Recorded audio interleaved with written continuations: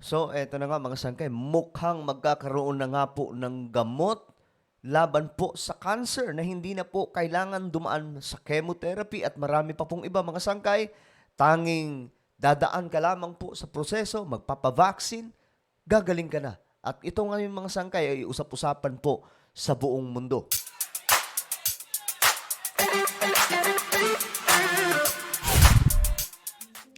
Hello, what's up mga sangkay? This is me, Sangkay Janjan. I'm back for another vlog.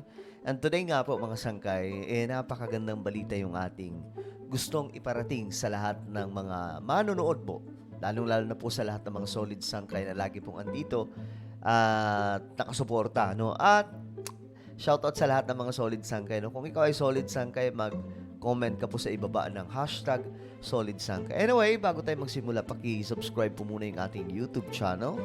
1.24 million subscribers na po tayo dito sa YouTube. So kung hindi ka po nakakapag-subscribe, please subscribe my YouTube channel, okay?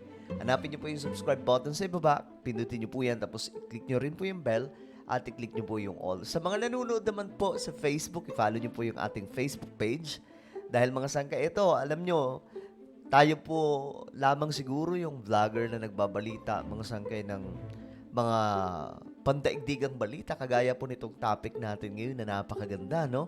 So, dito nyo lamang po yan mapapanood. So, kung ikaw ay nanonood sa YouTube, isubscribe mo na itong ating channel. Kung ikaw naman ay nanonood sa Facebook, i-follow nyo po yung ating Facebook page. Ngayon ito mga sangkay, nakita ko lamang po itong balita. Ayon po dito, thousands of UK patients will participate in the world's first mRNA cancer vaccine trials, fast-tracked by the NHS. Ito po yan mga sangkayo, libo-libo daw po mga pasyente na mayroon pong cancer ay mabibigyan po ng first cancer vaccine. If you remember mga sangkay, mga isang taon na ang nakalilipas siguro, mga sangkay, no? Naibalita po natin itong ganitong klaseng information na lumabas na ang Russia ay ngayon nag-create mga sangkay at ang pagkakaalam ko by 2030 mga sangkay mailalabas na po ito sa pharma, no? Mailalabas na po ito mismo mga sangkay sa mga lugar na kung saan mabibili po yung mga pampagamot o kung ano-ano pa. Ito pong cancer vaccine. Kasi ang Russia, pagkakaalam ko, Russia po yung nauna naglabas mga sangkay ng information about dito na sila daw po ay ngayon mauuna na magkakaroon po ng vaccine against cancer. Ngayon mga sangkay, eto, hindi ko alam kung ito po ay bahagi po ng doon po sa Russia. Pero ayon nga po dito mga sangkay, libo-libo daw po mga taga-UK, sa Europe mga sangkay, ang magpa-participate no, sa isa pong cancer vaccine. Ito pong mga taong itong magpa-participate, sila po yung mayroong cancer. So nakakatuwa mga sangkay na magkakaroon na po tayo ng ganitong klaseng ano, no? Sabay-sabay. May mga iba pa pong mga nag-create mga sangkay ng ganitong klaseng ano, gamot. Gamot ba tawag doon? Hindi kasi ako doctor, so I don't know kung ano po ang term na dapat gamitin. Basta vaccine po ito against cancer. So, hindi na daw po kailangan magkaroon ng chemotherapy. 'Di ba? Ganun po ang nangyayari pag mayroong po cancer. Yun po yung pinaka-best way for them. Dadaan pa sa ganun. Pero eto mga sangkay, malaki po talagang tagumpay ito. Pagdating po sa mga eksperto, pagdating sa science, sa mga scientist, sa mga doctors, mga sangkay, matagal na po itong hinihiling na marami na magkaroon po talaga ng gamot, no? Sa may mga cancer. At ito, the trial will use, ito, hindi po natin masyadong ano to, basta yon mga sangkay, dadaan po sila sa ganitong klaseng procedure. Ngayon, yan po yung abangan natin, mga sangkay. Ano kaya ang magiging resulta? Kasi ang pagkakaalam po natin, doon po sa Russia, nung nag-test po sila, gumaling po talaga. Pero, hindi pala ganun kadali maglabas ng ganitong klaseng gamot na porket may gumaling, ilalabas ka agad sa market. Hindi po ganun. Dadaan pa po sa sangkatutak na trial test. Kagaya po na ito mga sangkay bago po ilabas sa market at gagamitin sa maraming merong karamdaman. Ngayon, ito mga sangkay, last nitong June lang, naibalita din po ito, no? Ayun NHS launches world first matchmaking service for personalized cancer treatment. Ang dami pong balita tungkol dyan. Ayan po, mga sangkay, Thousands of patients in England are set to be enrolled into groundbreaking trials for personalized cancer vaccines through an innovative NHS matchmaking initiative aimed at saving lives. So, ito po ang nangyayari. At may balita tungkol dyan, mga sanggay. 1 month ago, na ibalita din po ito. Sobrang daming update tungkol po dito. Thousands of cancer patients to trial personalized vaccines in England. Thousands of cancer patients across England will be invited to take part in new trials of a treatment using personalised vaccines.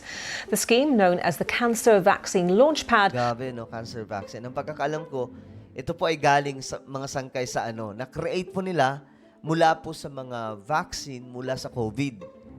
Noong last pandemic. And right now, ginagawa na po nila itong mga sangkay. Panlaban sa cancer. Hindi ko alam kung may ano pa sila dito May mga iba kasi mga scientists, magaling tungkol diyan no. May mga hinalo pa po silang iba or yun na yun. Kasi yung sa Russia mga sangkay, ito din po yun, galing po sa vaccine from last pandemic. Ngayon tinest nila mga sangkay na napag-alaman na pwedeng gumaling ang isang mayroong cancer. So tinest, nangyari nga po na gumaling, then inulit, may gumaling na naman mga sangkay. So ngayon, pinag-aaralan na ng husto at ayon sa kanilang deadline, by 2030, yun po mga sangkay, doon po i-release itong mga ganitong klaseng vaccine for cancer. Will match NHS patients with suitable studies across the country. Our medical editor, Fergus Walsh, Ito sa Europe naman ito mga sangkay, doon sa sa UK. explains more. Elliot was diagnosed with bowel Teka lang. Ito. Mas mabuti ito. uses the same mRNA technology as found in current COVID jabs. From COVID nga siya mga sangkay. A sample of Elliot's tumour was analysed and proteins unique to his cancer were identified. The mRNA vaccine instructs his cells to produce these rogue proteins. The hope is this will stimulate Elliot's immune system to recognise and kill any remaining traces of cancer. How are you?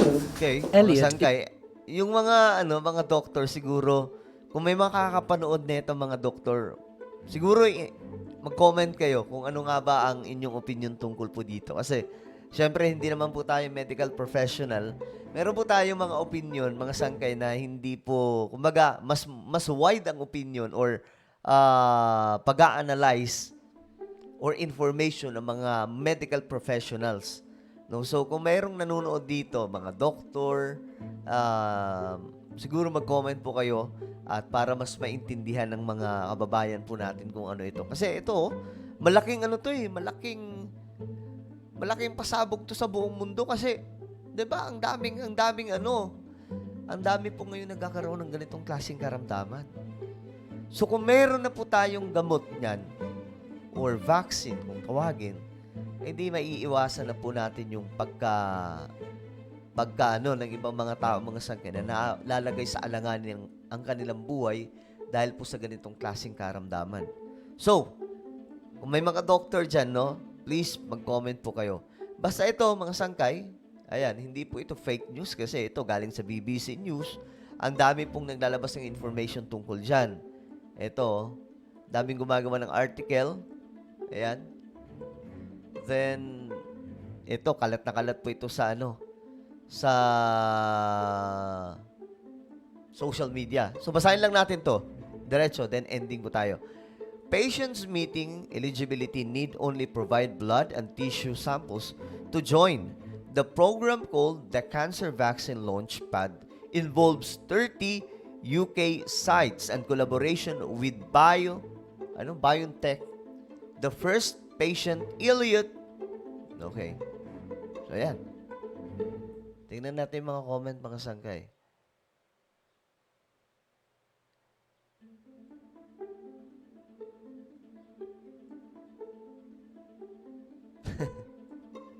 Okay, mga sangkay, marami din talagang nagulat no, sa ganitong klaseng Kasi for how many years, wala naman talagang gamot dito 'Diba? Dumadaan lamang po sa chemo, tapos pag di kinaya sa chemotherapy, ayun. Dali. So ano po ang inyong opinion mga sangkay tungkol po dito? Just comment down below. Now guys, I invite you please subscribe my YouTube channel. Ito po ay, dito ako nag-upload ng mga vlogs natin. So hanapin niyo po ito sa YouTube, Sangkay Janjan Daily. Then click the subscribe, click the bell, and click all. So ako na po ay magpapaalam. Mag-iingat po ang lahat.